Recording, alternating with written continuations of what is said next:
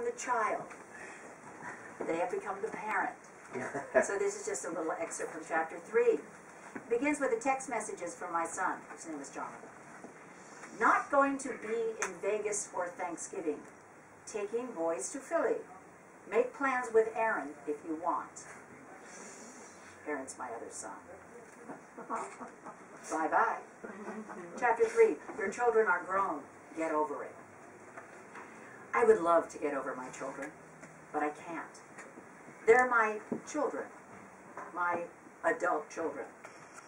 Having children is painful and joyful at the same time. Parental love. It's a minefield of conflicting emotions, but there's no turning back. Dr. Phil and Deepak Chopra and Oprah, our 21st century spiritual gurus, have been ruminating and philosophizing and running amok for decades about all aspects of love, particularly parental. Let's face it, no one knows anything about anything, and if they think they do, they are people you don't want to be around. All I can postulate is that finding and achieving balance between parent and child is the toughest aspect of parental love. Since I have sons, I am parenting from the female mother point of view, with its own subset of psychological and emotional constructs. I don't have daughters, but I am a daughter, and I know the parental narrative is different between daughters and their mothers.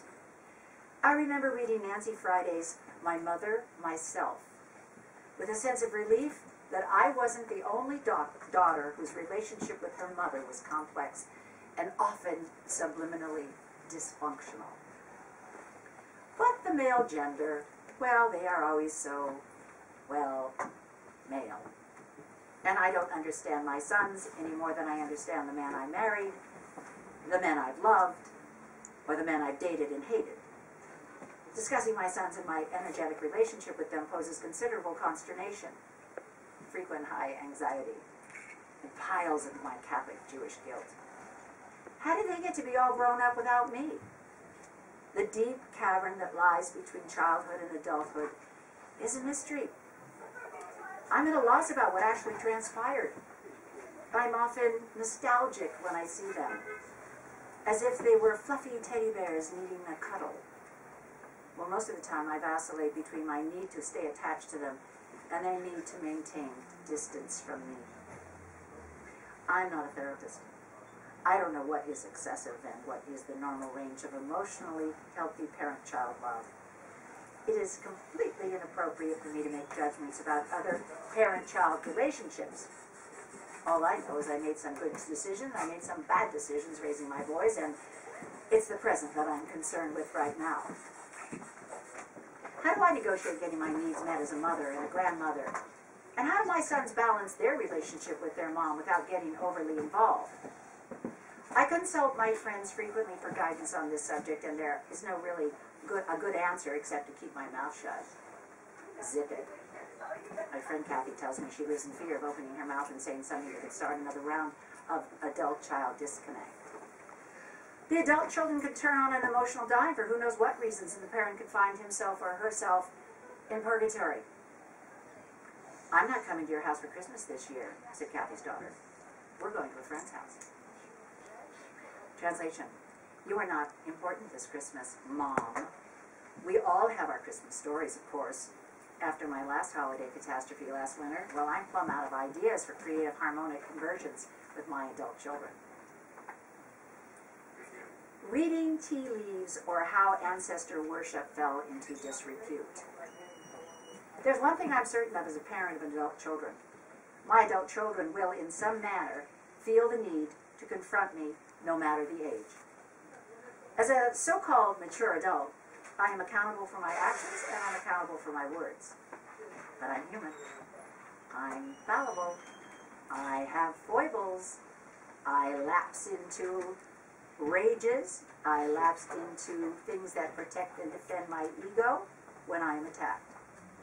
But I would really like these confrontations with my sons to be less and less of a burden to us all. I've actually learned a few things about my sons since they got married and created their own families. Above all else, I think it's important to have clear and specific intention when communicating with my adult children. I say this with a straight face, knowing that I have mishandled communication with my sons too many times to count. Or I could take a Valium. Recently, an incident occurred at my youngest son's home that illustrates the vintage child parenting moment. I was visiting my third grandson, as I had been doing once a week since he'd been born. Interior, Aaron's kitchen, Dave. Aaron and Joan are in the kitchen. Joan is getting ready to leave the house. Aaron, you left the teacup on the counter, and you didn't wash it. I was rushing out. I usually clean up. Aaron, why do you keep doing your laundry here? It's getting to be a habit. I've only done it twice, and that's because I want to spend more time with the baby. Aaron, you're sure it's not because you're a little cheap?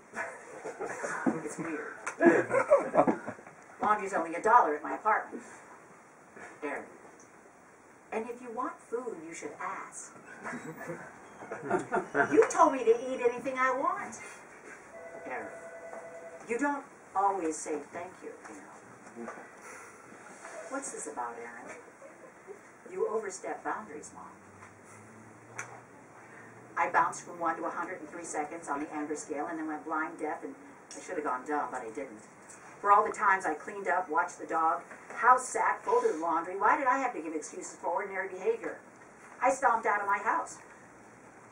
Just as I got to the door, however, I heard, "Way to communicate, Mom.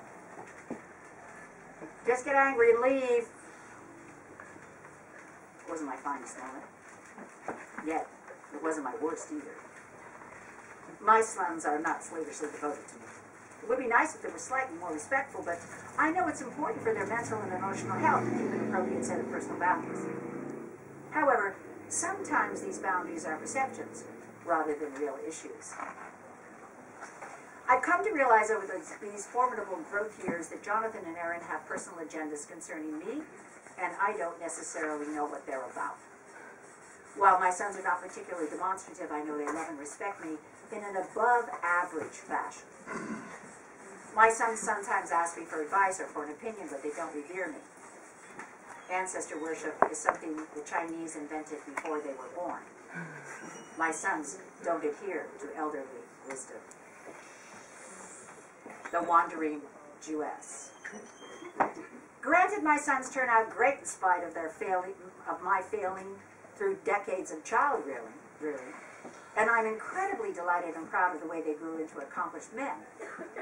The boys have great values and they have terrific work ethics, and they dutifully went to Hebrew school and became quasi-observant Jews, even though I was raised a Catholic. Confused yet? Well, don't worry. This story isn't a real stretch. When I was 19, my mother had the following conversation with me. Interior, Joan's bedroom, 1963, morning. Joan's mother is sitting on her bed. Joan is reclining. Mother, I just thought I'd tell you that your grandmother is Jewish. Oh. And so what does that make you? Nothing. I'm not in... I thought you were a Protestant. Oh, I just put that on my job application so I could get a job. It was easier. Well, Grandma Rose is Jewish, and you're not? How does that work out? I married your father, and he was a Catholic. I met him at a YMCA dance, and that's it. I don't have a religion. Well, why are you telling me this now? What difference could it possibly make to me? You're dating a Jewish man, and I thought you should know. Well, I took dating a Jewish man one step further, and I married him. And I made sure my boys had a Jewish education, just to write the spiritual confluences in the family tree. I call that poetic justice, or just keeping the generations on track, or more to the point, making it up as I go along. Funny, my mother never mentioned the subject again until Jonathan's bar mitzvah. Something about not liking the yarmulke on his head. That's what I call deep denial or pitch-perfect assimilation. The irony was that my ex-husband considered himself a cultural Jew and not religious. The religious issue didn't come up until I was pregnant. Interior, Joan and her ex-husband's bedroom, Sunday morning. Joan's ex-husband is lying in the bed, and Joan is getting ready for church. She's pregnant. Ex-husband, where are you going? You know where I'm going. Do you have a couple of bucks? What for? The collection basket.